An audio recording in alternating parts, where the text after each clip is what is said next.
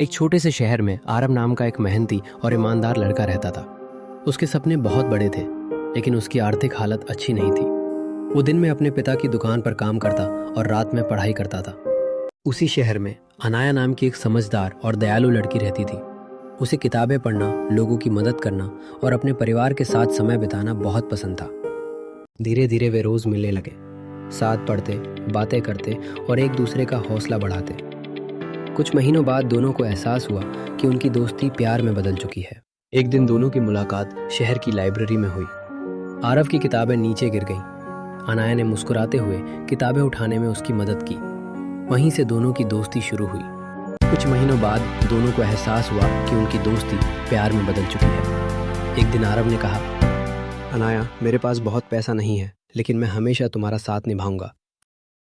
अनाया मुस्कुराई और बोली, मुझे तुम्हारा दिल पसंद है, तुम्हारी दौलत नहीं। दोनों बहुत खुश थे, लेकिन उनकी खुशी ज़्यादा दिन तक नहीं रही। जब अनाया के पिता को इस रिश्ते के बारे में पता चला तो उन्होंने साफ मना कर दिया। उन्होंने कहा, मेरी बेटी की शादी किसी अमीर लड़के से ही होगी। ये सुनकर आरव का दिल टूट गया। उसने अनाया से कहा, मैं तुम्हारे परिवार का सम्मान करता हूँ, मैं खुद को साबित करके दिखाऊंगा। उस दिन के बाद आरव ने दिन रात मेहनत शुरू कर दी। उसने एक छोटा सा ऑनलाइन बिजनेस शुरू किया।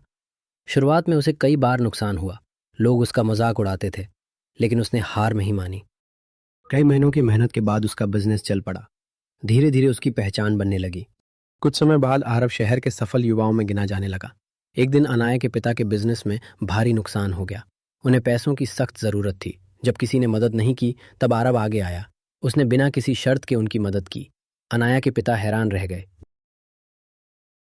उन्होंने पूछा, इतना सब होने के बाद भी तुम हमारी मदद क्यों कर रहे हो?